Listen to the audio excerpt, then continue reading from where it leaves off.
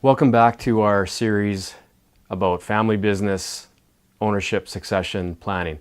So this is video 2 in the series, and today I want to give you the 3 keys that you need to know to get the business succession planning process started.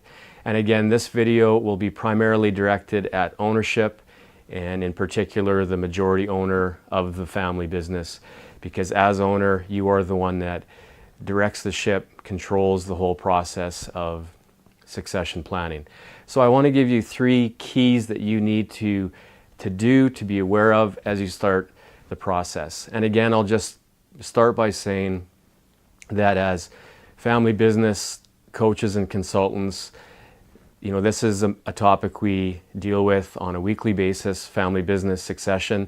It can often be emotionally charged. There's, often a lot of money at stake, a lot of value tied up in the business.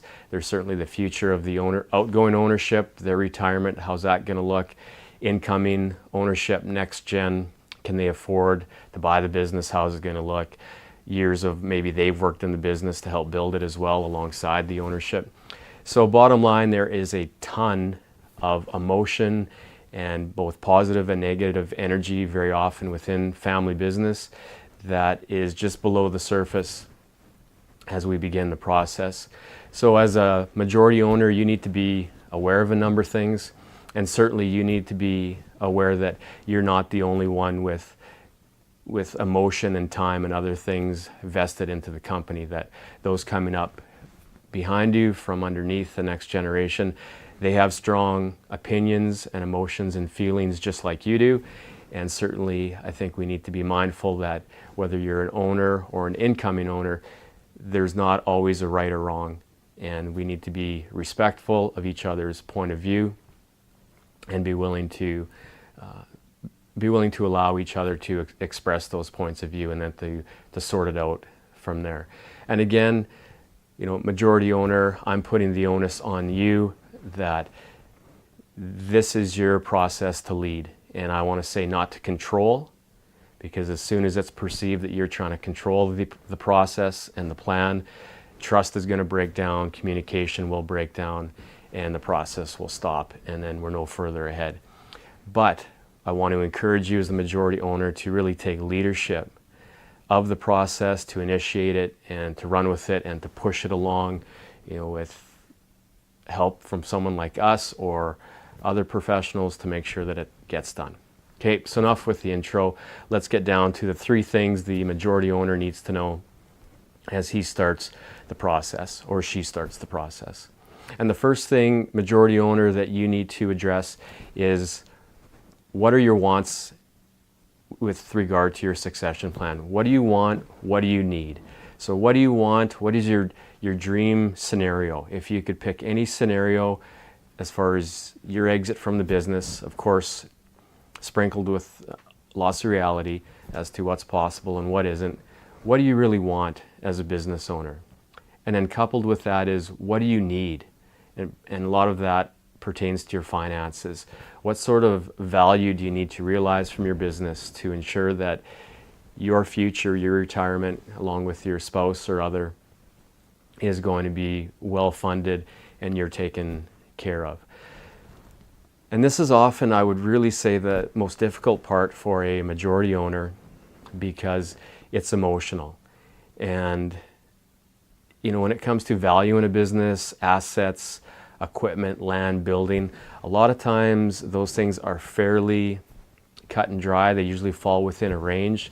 They are just business decisions. They're worth X or Y. But the other side of that is, what does the owner want? And that is the emotional part. Who do you want to sell the business to? When do you want to sell it? For how much? Do you want to maintain some sort of interest in the company after? Do you want to be involved at all? Are you willing to allow someone to completely change the company after you've moved along? Or do you want to make sure that it stays true to the way you've built it over the years? So just countless ways this can be done, and certainly countless things a majority owner or owners may want in the succession plan. But really, this is the starting point. This is the the blocks you start in to run the race, to get the succession plan done. It is the launching point.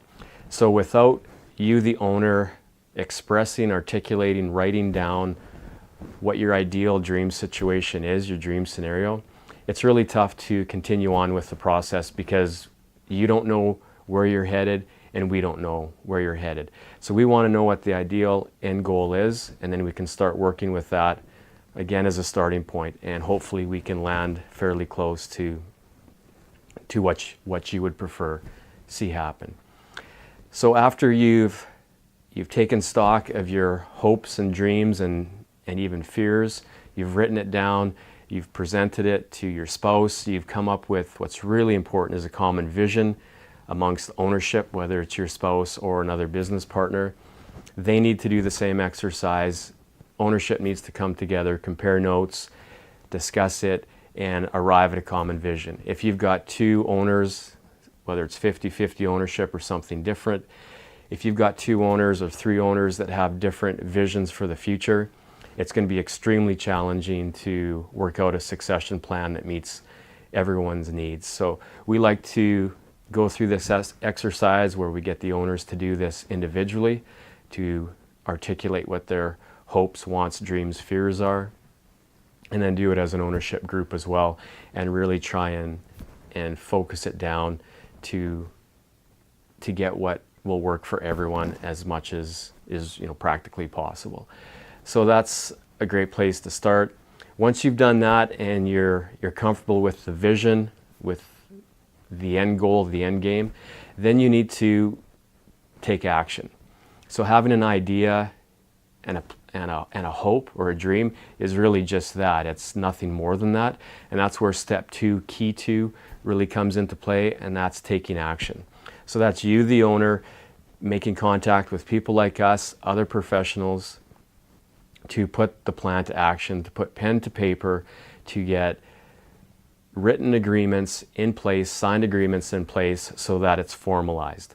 Very important that the ideas, the hopes and dreams are put into an action plan, and then that action plan is formalized through legal binding agreements, because again, that gives everyone certainty. It gives you certainty as the majority owner that the next gen isn't going to bail out on you. They've signed the agreement, here's the plan, and it gives assurance to the next generation as well that you're going to be true to your word, true to the agreement, and again, it brings that level of certainty that brings peace of mind and peace to the family and to the business. So what we like to do is we like to lead this process, to quarterback it, so that we're working closely with you and we're the quarterback, the touch point for all the professionals that need to come in to formalize the action plan. So that's obviously lawyers to write agreements, accountants to handle finances, especially an accountant with a tax specialist or specialization. You want someone that's experienced so that we can structure the deal to minimize tax. You may need a banker lender involved depending on how the purchase of the company is going to take place. Certainly an investment advisor for your future, so we'll know how to channel the money when you receive it so you get the most value and interest for the lump sum that you'll be receiving.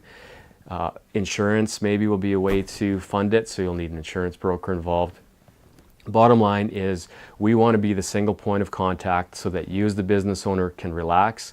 If you have a question, you come to us because we've got everyone kind of in the network working on your plan, putting things together, and then we're communicating with you so that you're not dealing with 6 or 7 different people on your succession plan. You're dealing with 1 or 2 people that are dealing with everyone else behind the scenes. And we really find that gives the owner peace of mind. It's just a more relaxed environment for you to work in, and it makes it easier to get continuity between the professionals and deliver that continuity and that plan to you.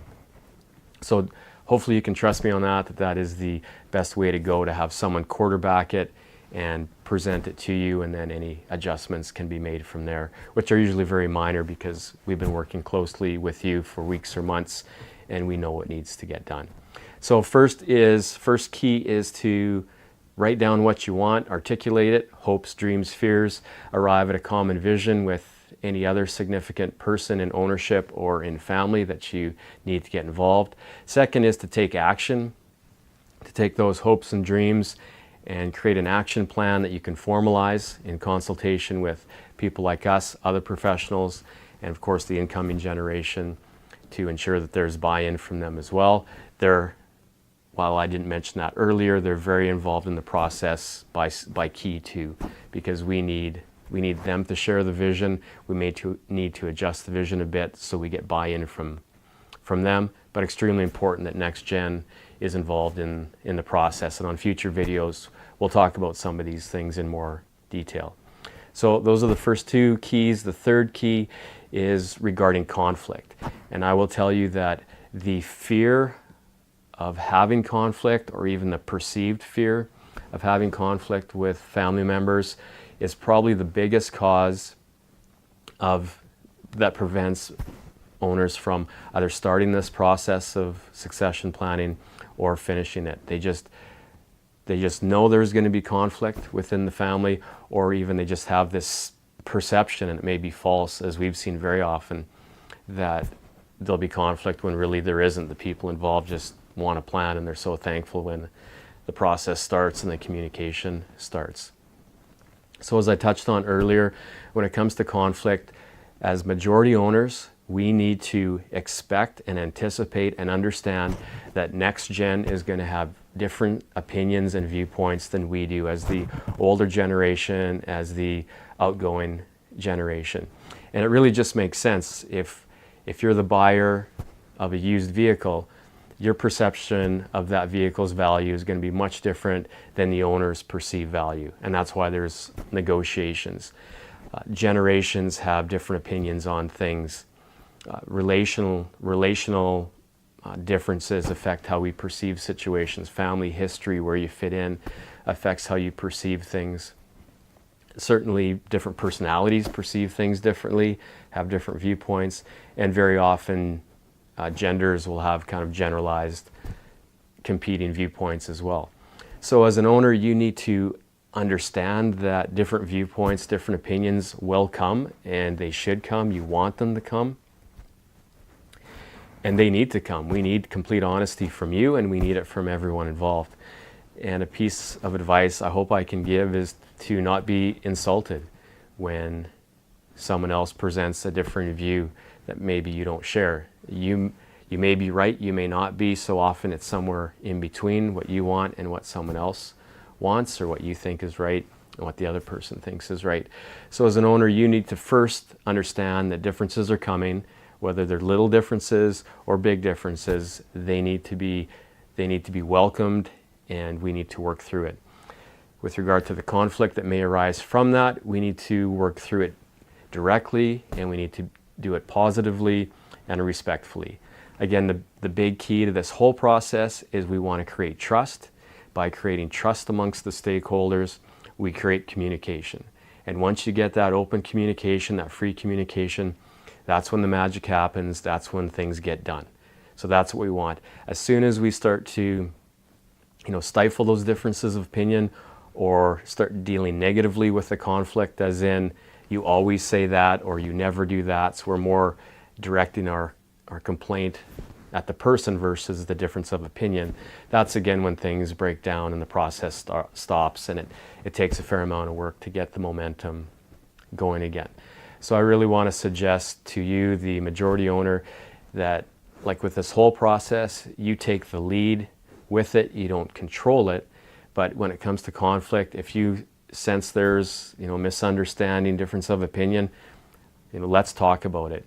And like many families, some facilitation or mediation is needed, just to break down some barriers or some long-standing family issues, unresolved personality conflict.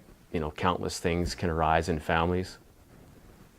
That's where people like us can come in and help the family mediate and moderate and work through it. And we find so often that just having that one person in the room that isn't part of the family, isn't part of the business, has experience in this, it just really helps smooth out the waters and speeds things up and makes it so much less painful for everyone involved, and that's ultimately part of the goal, is to avoid as much pain as we can. So by going through a little bit of pain at the front end, by dealing with the conflict, we're going to save a ton of pain at the back end if we mess it up and people are really offended, really hurt, really broken because of what's went on through this, or hasn't went on through this process.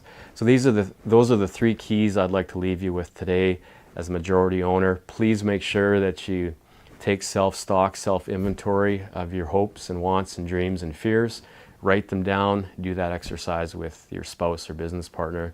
Second, take action. Get those things, those thoughts formalized so we have something to present to the next generation and we can work from there. And then third is just to really expect conflict. It's not a big deal. It's only a big deal when we don't deal with it. And just one more point on that. So often, as I said, owners are fearful of conflict. I think you need to be fearful of two things. You need to be fearful of a stakeholder, let's say it's your son or daughter, being very silent in this process, because that means that they're not expressing their opinion, they're scared of conflict, so we're really not moving forward, even though we may feel like we are. At some point, the balloon's going to burst and it's going to come out anyway. So if someone's silent, that's a red flag that we need to somehow break through that barrier that's there. And the most important thing I like to remind business owners, if you want to be fearful of something, don't be fearful of conflict. Be fearful of not having a succession plan. Because if there's anything that puts your health, your wealth, your family relationships at risk, it's not having a succession plan. And we've seen it time and time again.